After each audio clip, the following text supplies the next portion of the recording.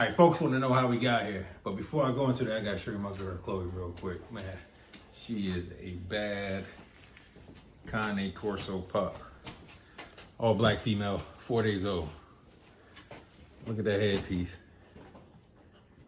Headpiece. This girl already weighed this morning, tracking in close, I think, right at 3 pounds. And so she is big to be 4 days old. But how we got here. Folks, I did not even know that we was gonna be here. And the reason why I say that is because I put the whole kennel thing on pause back in 2021 when I first got Tony and Pepper and stuff like that. Set everything up, had the marketing and everything going, social media going. And then I actually bred Pepper. Bred her, she ended up having a false pregnancy. And at that point, you know, I was in school. I'm still in school, working on my doctoral degree. And so I took a pause. Took a pause for a good year and a half. And, you know, all of a sudden now we back to this. But how did we get here? I think it was towards the end of last year. It was actually around Pepper Heat Cycle, man. The missus came to me. She was talking about investment opportunities and what would be a good one. And I say, look, we still got the dogs. And from that standpoint, this is how we got Chloe and the rest of the gang. But yeah, but how did we get here? I mean, be honest with you, man, it was a straight up blessing. And here's why I say that. The wifey came to me about this whole investment plan around the second day she was receptive to Tony. And so she was already on her heat cycle probably for a good, 12 to 14 days. And she started being receptive to Tony. But I ain't letting nothing go down the first day. I ain't letting nothing go down the second day. And the wifey brought, came with the idea. And I thought about it. And it wasn't until the 4th day of her being receptive. Well, actually, no, not the 4th day. It was the 3rd day at nighttime. I reached out to a local breeder to see if he'd be able to come by and do an AI. And luckily, he responded, said he definitely would be able to come by and do an AI the next day. And so me and him, we had a good conversation. I think it actually his kennel name is Spider Cove's kennel. His name is Keontae. And so, very professional breeder, cool dude. And so he said he'd come by. But we did have a legitimate talk because he was like, there's a chance I could be at the end of her ovulation and stuff like that to the point where she won't actually take. But I was like, you know what? I'll spend the money for the AI and we'll take it from there. And at that point, there was no progesterone machine or test her levels or anything like that to see where she was at. And so he came during the 4th day and he did the AI. And then from there, we here now. That's where we at.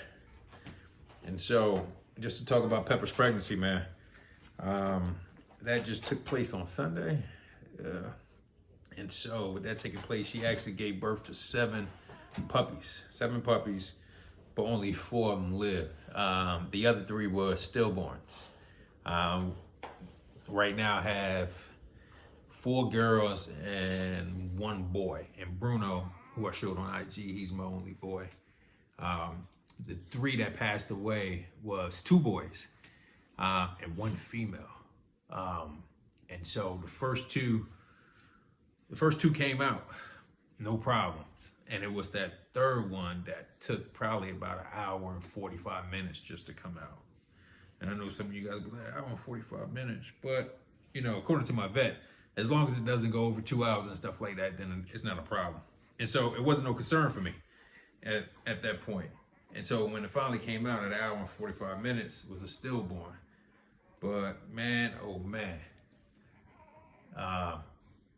it was a downer. Definitely a downer because it lost the life of a puppy. But the puppy was nice. Was nice, man. All the puppies that we have right now are nice, beautiful, great bone structure, great head, looking good. Muzzles are great and awesome. And I know as they grow and stuff like that, you know, myself and everybody else gonna see how great of quality they are. But that female, that third female that came out, man, I've never seen a puppy Corso like that before. Head, shoulders, and neck, girth, like thick. If you would have thought that she ate all the food that Pepper was passing through her body. But she was big as heck. She was actually the biggest one out of all the pups that came. Which is why it probably was a delay. It was hard as heck to get her out. Hard as heck. But she was definitely nice. I mean, looked like a daggone a rhino. But based on what we have here, you know, that's still living, that we've been blessed with, and based on those that passed away, I know that we had something special in this kennel that's gonna come out of it and stuff like that. And the other two that passed away, the two boys and stuff, boys were big and long.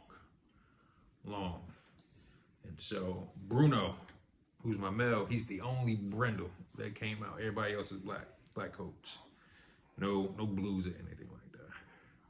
And so yeah, just wanted to give an update of where, you know, a short update. Really didn't go into detail about, you know, how we got here and stuff like that. And so basically going back to the basics of where I left off at.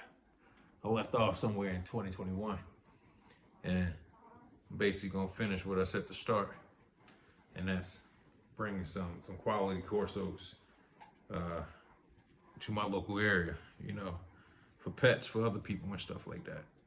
Pets, service animals, whatever they may be. Yeah, and we'll go from there.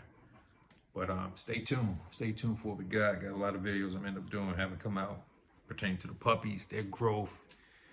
A ton of videos, you know, puppy vlogs and stuff like that. Gonna have raw food videos as well. And we're gonna see how Chloe and the gang, how they all turn out. But these guys, man, they are gonna be some beast. And I'm calling them meat eaters because they will be eating a lot of meat. Look, she ready. He said, meat, let me open my mouth.